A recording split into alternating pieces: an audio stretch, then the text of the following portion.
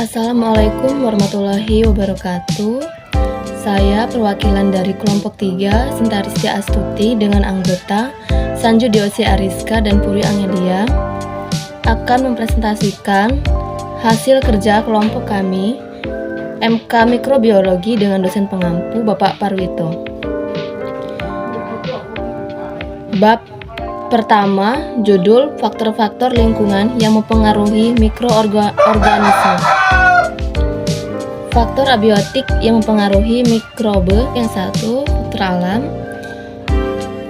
Faktor alam ini dipengaruhi oleh temperatur.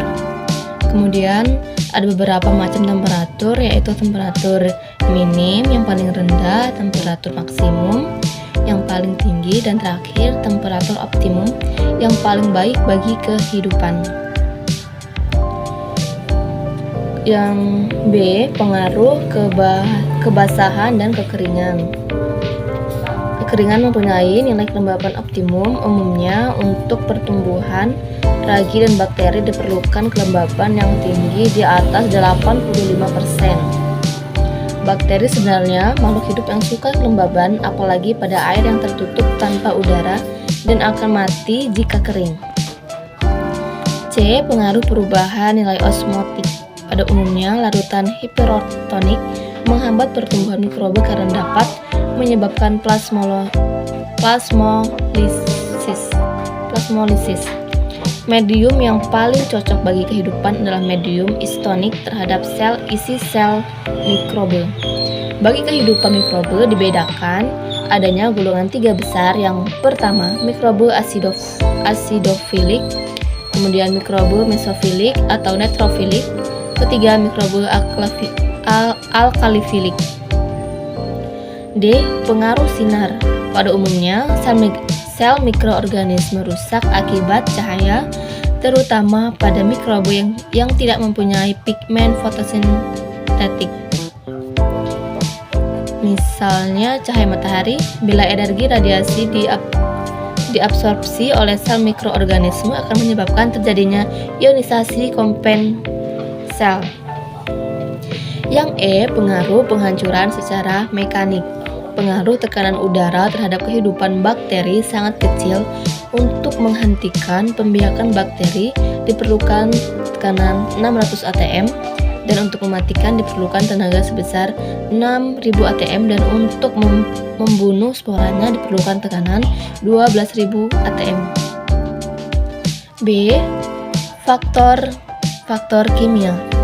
Yang pertama, penggunaan antiseptik dan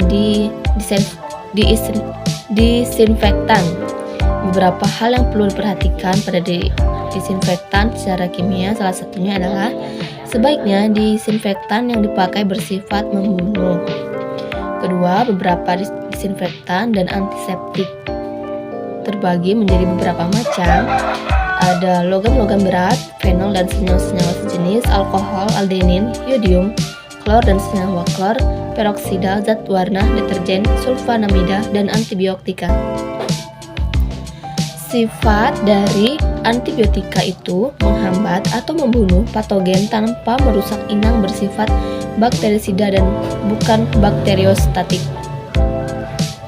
Tidak menyebabkan resistensi pada kuman, berspektrum luas.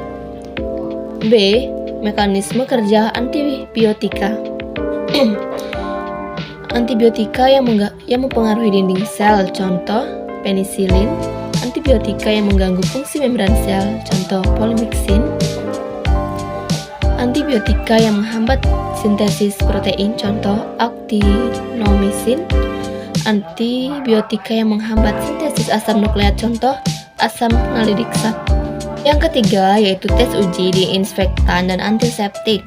Antiseptik atau diinfektan harus diuji keefektifannya. Cara menentukannya dengan melakukan tes koefisien fenol. Tes ini dilakukan untuk membandingkan aktivitas suatu produk dengan daya bunuh fenol dan kondisi tes yang sama. Kemudian C, faktor-faktor biotik atau biologi. Di alam bebas banyak mikrobe dari berbagai spesies hidup berkumpul di dalam suatu medium yang sama. Hubungan antar spesies termasuk pada mikroba dapat dibedakan menjadi 10 bagian. Yang pertama, netralisme, kompetisi, antagonisme, komensalisme, mutualisme, sinergisme, parasitisme, predatorisme, sintropisme, dan ikhtisar macam asosiasi antar spesies. Kemudian di bab selanjutnya yaitu metabolisme dan metabolisme mikroba. Setiap makhluk mengadakan pertukaran zat atau metabolisme yang mengambil atau membuang sisa-sisa sampah yang tidak diperlukan lagi. Penyusun atau pengambil zat makanan atau proses sintesis disebut anabolisme. Anabolisme merupakan salah satu fase metabolisme. Proses ini juga disebut dengan biosintesis. Hal ini berbeda dengan nutrisi karena di dalam proses biosintesis diperlukan sumber energi. Bahan baku proses anabolisme adalah zat makanan. 1. Enzim dan zat makanan. Enzim merupakan substansi yang ada dalam sel dalam jumlah yang amat kecil dan mampu menyebabkan terjadinya perubahan yang berkaitan dengan proses-proses seluler dan dari kehidupan. Yang kedua, penamaan dan klasifikasi enzim. Kelas 1,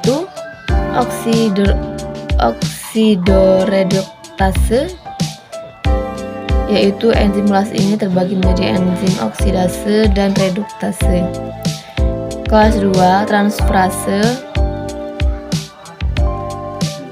transferase, enzim ini berperan memindahkan gugusan amina dari suatu asam. Kelas 3, hidrolase, merupakan sekumpulan enzim yang menguraikan suatu zat dengan pertolongan air. Kemudian ada kelas-kelas berikutnya, kelas 4, 5, dan 6. Kemudian ada pernapasan aerob.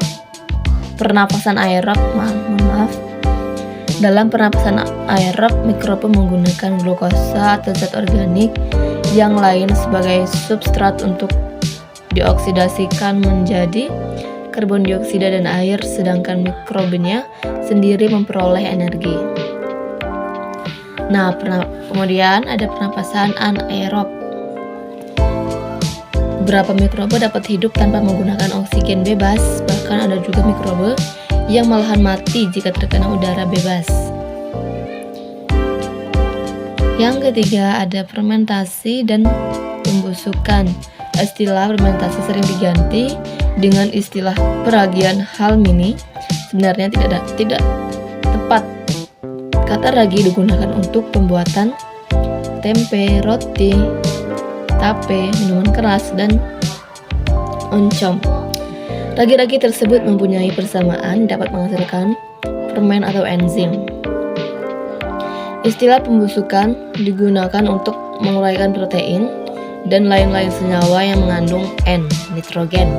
Dalam penguraian sering timbul bau tak sedap. Proses pembusukan itu terjadi akibat dari aktivitas bakteri, biasanya bakteri anaerob. Yang keempat, zat-zat yang dihasilkan mikroba. Dalam metabolisme ada zat-zat masuk atau zat-zat disusun, ada juga yang dibongkar. Zat yang disusun maupun zat yang dihasilkan dalam penguraian disebut metabolit atau hasil metabolisme. Zat-zat itu umum dinamakan sekret atau hasil sekresi. Kemudian ada gas-gas yang dihasilkan oleh mikroba. Yang pertama, karbon dioksida, hidrogen H2, metana, hidrogen sulfida, dan amonia NH3. Asam-asam yang dapat dihasilkan oleh mikroba.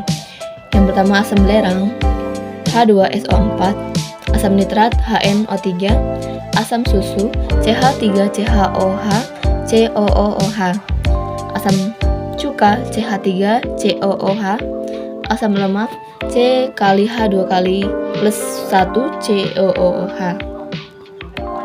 Toksin yang dapat dihasilkan mikroba. Beberapa spesies mikroba menghasilkan zat yang merupakan racun. Racun tersebut ada yang dikeluarkan dari sel disebut eksotoksin, dan ada juga racun yang tidak dikeluarkan disebut endotoksin. D. Termogenes. Dalam proses pernapasan timbul panas di samping energi. Panas itu terjadi karena kurang sempurnanya penggunaan energi. E. Fotogenes. Proses timbulnya cahaya yang diakibatkan oleh beberapa spesies jamur dan bakteri Photobacterium sp. Dinamakan fotogenis. Fosforesensi atau luminesensi, adanya konsentrasi garam yang tinggi dan oksigen yang baik cukup bagi terjadinya fosforensi. Nah, di sini ada kesimpulannya, yaitu aktivitas mikroba dipengaruhi oleh lingkungan. Beberapa golongan mikroorganisme sangat tahan terhadap perubahan yang terjadi di lingkungan, sehingga dapat menyesuaikan diri dengan kondisi baru. Ada pula golongan mikroorganisme asam sama sekali tidak dapat menyesuaikan diri dengan lingkungannya. Ada pula metabolisme. Metabolisme terjadi pada semua makhluk hidup, termasuk kehidupan mikroba, yang merupakan serentetan reaksi kimia yang terjadi dalam sel hidup. Nah, itu tadi penjelasan dari kelompok 3. Semoga bisa dimengerti dan dipahami. Saya akhiri, wabillahi taufiq wal hidayah. Wassalamualaikum warahmatullahi wabarakatuh.